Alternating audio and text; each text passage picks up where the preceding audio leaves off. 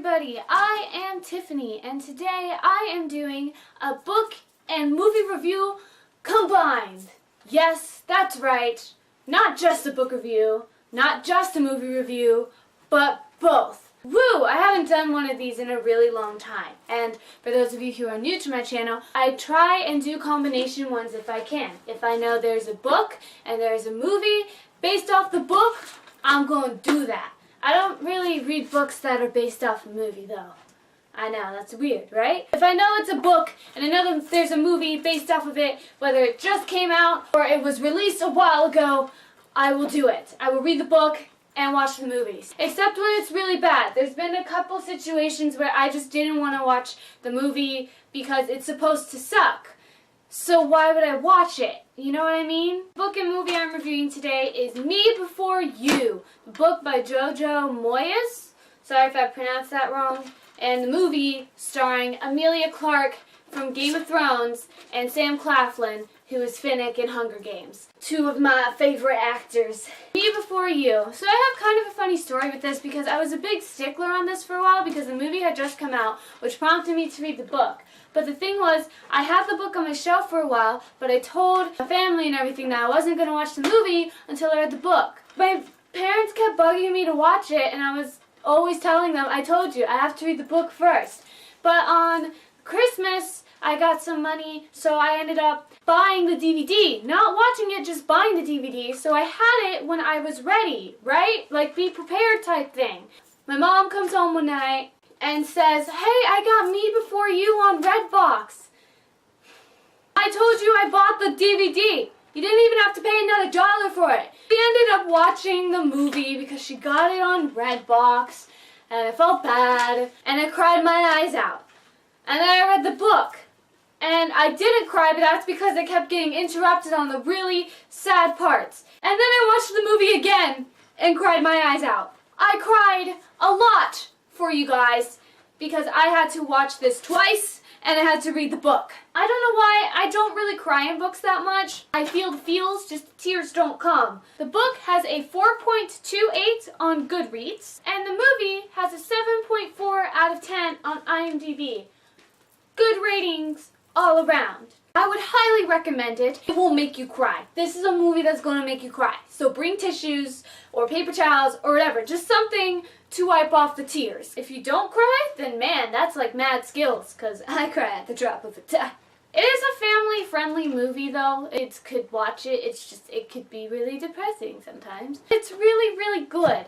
It is a romance story, drama. It follows this guy named Will, who ends up becoming a quadriplegic. And so this girl, Lou, she is trying to find a job, and she ends up coming across this job to take care of him for 6 months. It's a really, really, really sweet story. The book isn't different in a sense. The movie stuck pretty close to what the book was. I think the book just has a lot more backstory that the movie did not add, and that can kind of change the characters a little bit. So some of the characters in here that I didn't particularly like as much in the book, I found myself really liking in the movie. So all the character development is just super duper duper well done. I do wish they could have added more of a backstory, especially with Louisa on certain parts, but overall it was still really, really good. I highly, highly, highly recommend it. Do it on a day that you are okay to cry. Uplifting but sad at the same time. For those of you who want to know the actors in the movie,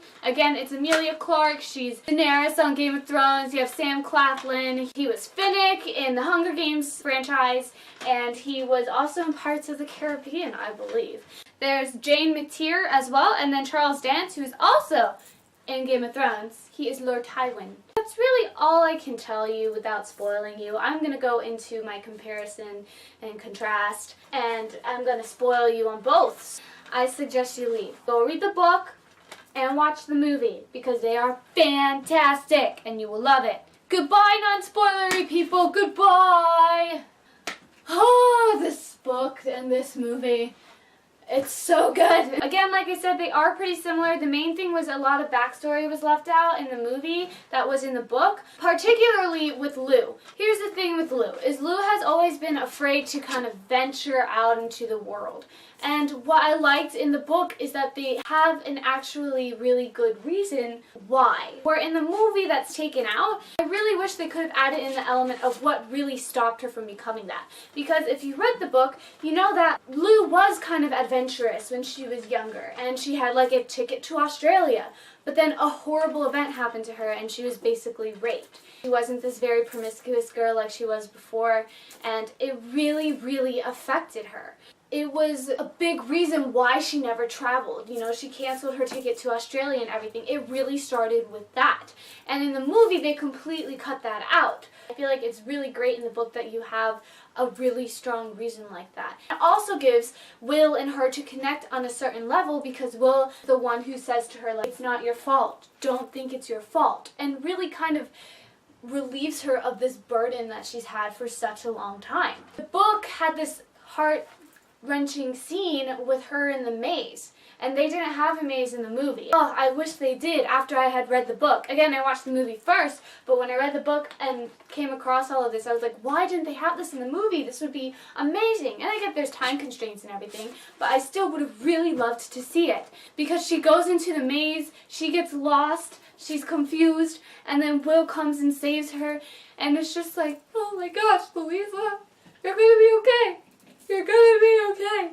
I always find it, for some reason, in movies that characters come across a lot nicer than they do in the books. Like, I had that with Divergent, because that was one I saw the movie before I read the book, and I loved Tris and Four, and I still love Tris and Four. Relationship is very different in the book, and it's more like butting heads a little bit more. I just find that always interesting that the characters are made to be a lot more sympathetic. Especially Camilla Trainer. She was like my number one completely changed 180, because in the movie I remembered sympathizing with her and really feeling for her because Will wants to die. And in the book, it's not that I didn't, but she's just so shrewd and icy towards Lou.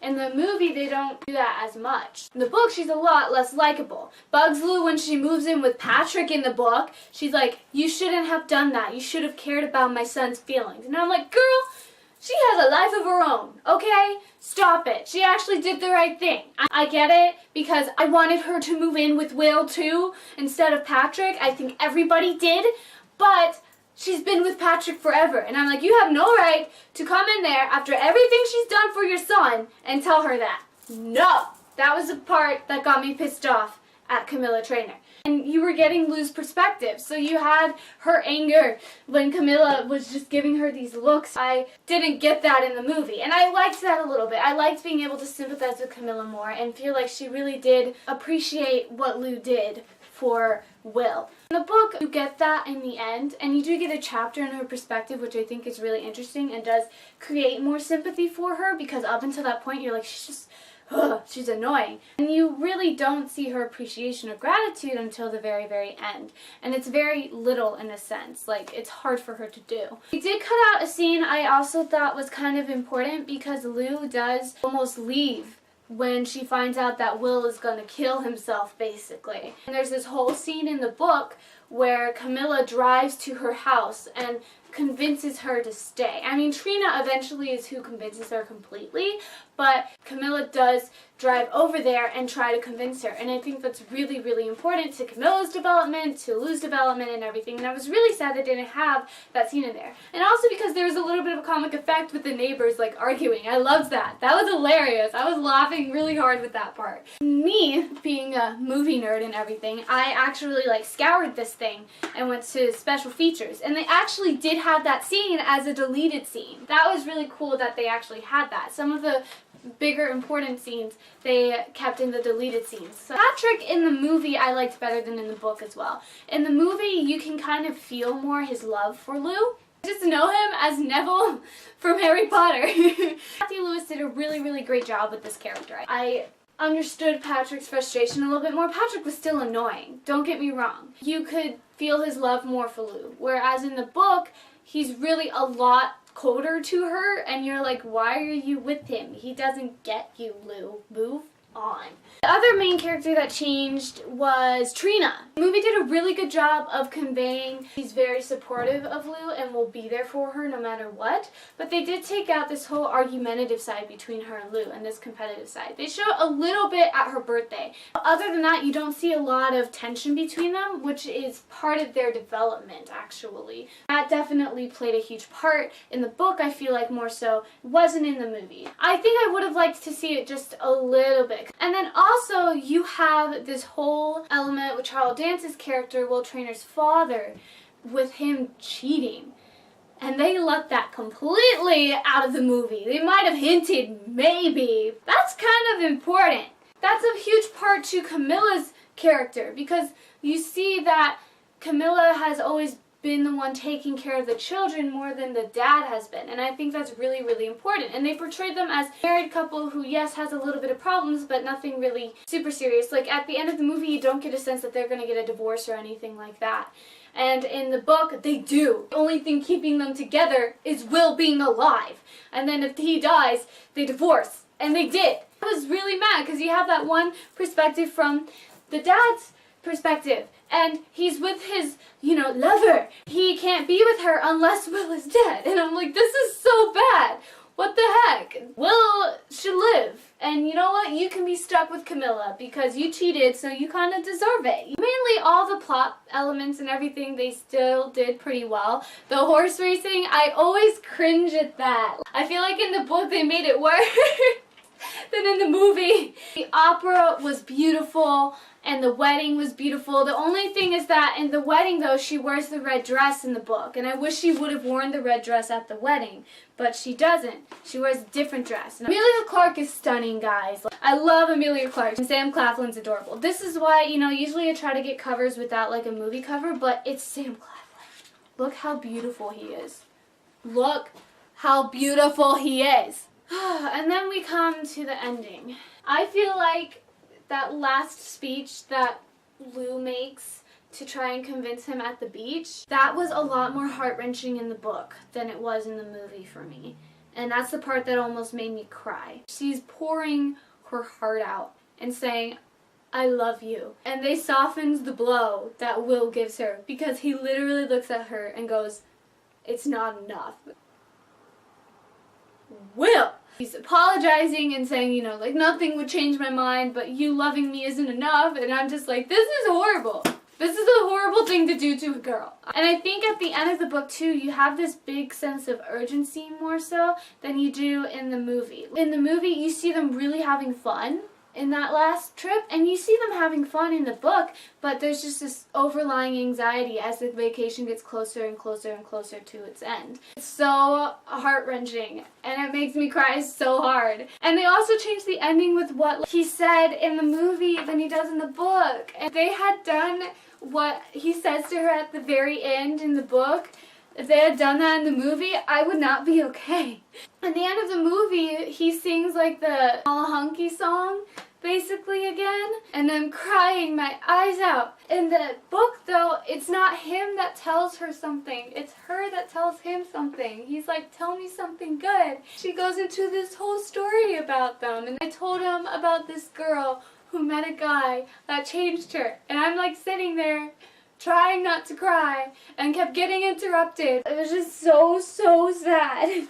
And if they had done that in the movie, I would not be okay. Like, I would have had to sit in my room for a minute and be like, I mean, look at me. I'm like choking up. Because it's that good of a story. Lou is really set free through this. As much as she wants him to live, she's set free by him and goes out there and goes into the world. The last thing I wanted to talk about was just one other thing they didn't put in the movie. They mentioned it again, but you didn't see it, and that's this whole argument with the mom. Lou decides, I'm gonna go to Switzerland and be there. And her mom is like, no. And what happens in the book is this very big confrontation, which has never happened ever. That's her mom saying, if you leave, you won't be able to come back.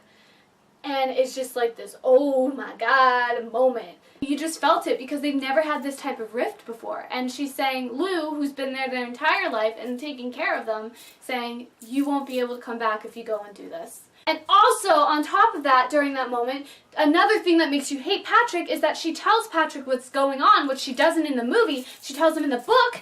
And what does Patrick do? He calls the reporters. You're a jerk! He was a jerk in the book. He was not in the movie as much. He was still a jerk, but not as much. Not as much. I do not like Patrick in the book whatsoever. You think he's annoying in the movie? Read the book, then you're going to be like, oh, the Patrick in the movie's nothing.